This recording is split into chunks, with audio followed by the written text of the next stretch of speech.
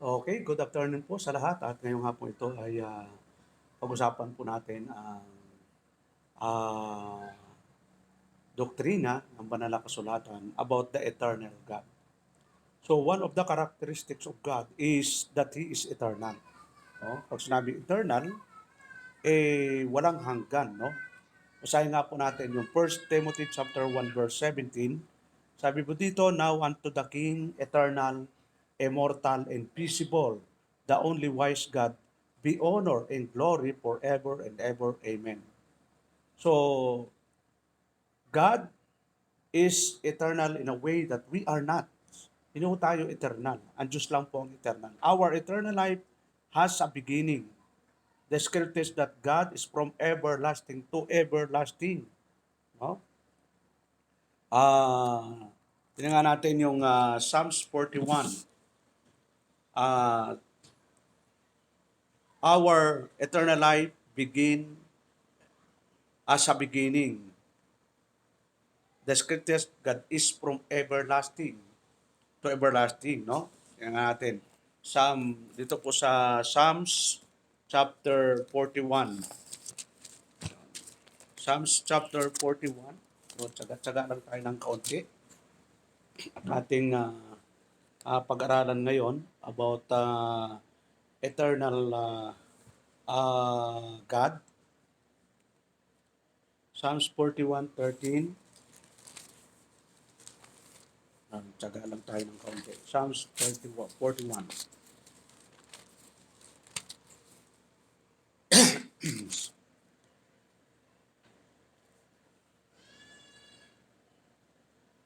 Sabi po dito, blessed be the Lord God of Israel from everlasting and to everlasting. Amen and amen.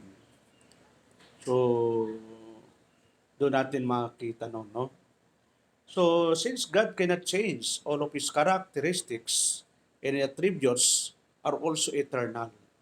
So, tingnan natin yung mga verses, mga kapatid, na nagsasabi na ang Diyos po ay eternal.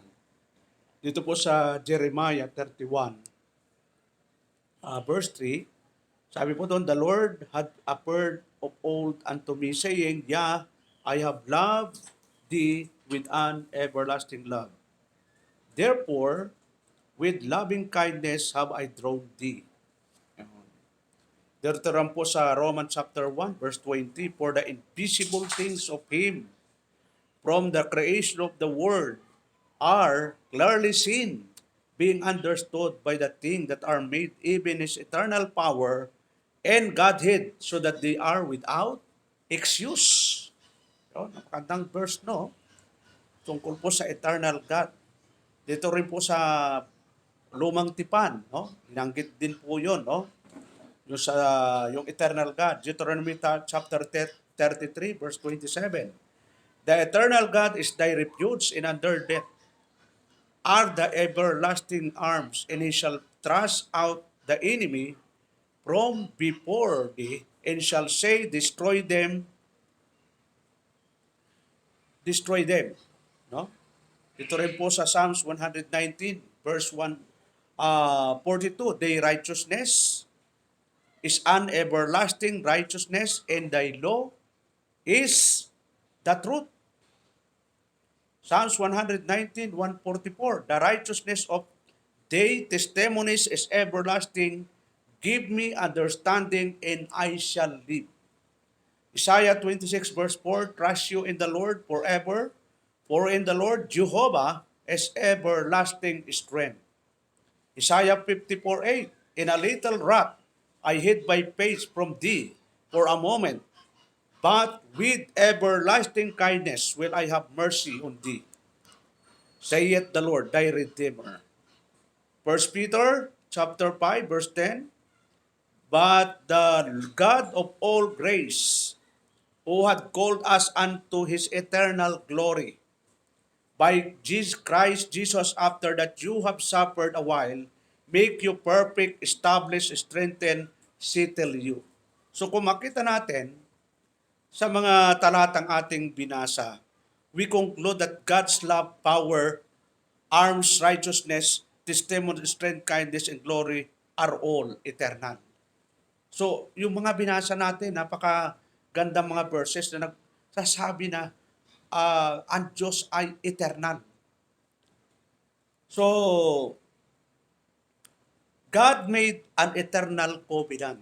Ito naman, no? Yung kanyang covenant, yung kanyang ah, pangako o covenant agreement ay eternal. Ephesians 3:11. Ano po yung sabi doon? According to the eternal purpose which He purposed in Christ Jesus our Lord. So eternal po, no? Eternal purpose. 2 Samuel chapter 23 verse 5, although my house be not so with God, yet He had made with me an everlasting covenant, ordered in all things, ensure, for this is all my salvation and all my desire, although He make it not to grow. So yun, napakagandang verses na nagpapatunay na yung eternal covenant ng Diyos sa kanyang mga tao, sa kanyang mga pinili. So, makita po natin doon mga kapatid na ito yung katunayan na yung Diyos natin ay eternal. Tingnan natin yung Hebrew chapter 13 verse 20. Now, the God of peace that brought again from the dead our Lord Jesus, that great shepherd of the sheep, through the blood of the everlasting covenant. Nabanggit yung everlasting covenant. This everlasting covenant is set forth for us. Ano is? And Romans 8:28 hanggang 30. Yun, dito yung tinatawag pong order of salvation.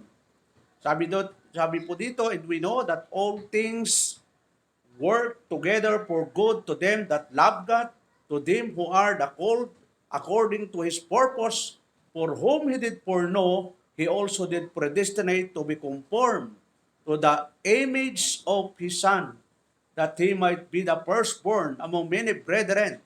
Moreover, whom He did predestinate, them He also called, in whom He called, them also justified, in whom He justified, them He also glorified. So yun po yung tinatawag pong everlasting covenant. So dito rin po, no, sinabi po ng ating Panginoon, Christ is said to be an eternal king. Ang ating Panginoong Jesucristo mismo ay eternal king. Psalms 93 verse 2. The throne is established of old, thou art from everlasting. Jeremiah chapter 10 verse 10. But the Lord is the true God, He is the living God, and an everlasting King. At His wrath the earth shall tremble, and the nation shall not be able to abide His indignation. So magandang verse na yun. The Lord is the true God. He is the living God, everlasting King. Sino po ang tinutukoy doon ng ating Panginoong Jesucristo, mga kapatid? Daniel chapter 7 verse 14. Tingnan natin yung verse na ito, mga kapatid. Sabi po dito, and there was given him dominion and glory and a kingdom that all people, nation, and languages should serve him. His dominion is an everlasting dominion which shall not pass away, and his kingdom that which shall not be destroyed. So prophecy po ito, no? Na siyempre, nangyari po ito sa lumang tipan. Ito ay prophecy patungkol po sa ating Panginoong Jesucristo sa kanyang pagtatatag ng kaharian dito sa lupa. Ang sabi doon, His dominion is an everlasting dominion which shall not pass away, in His kingdom that which shall not be destroyed. Dito rin po sa 1 Timothy 1:17, sabi doon, now unto the King, eternal, immortal, invisible, the only wise God, the be honor and glory forever and ever. Amen. So, yun lang po mga kapatid sa oras na ito. At marami nating natutunan sa kaunting minuto ng ating pag-aaral. No? At sa sunod ay pag-aaralan po natin yung iba pang mga doktrina na napapaloob po sa banal na kasulatan. So, purihin po ang Diyos sa oras na ito.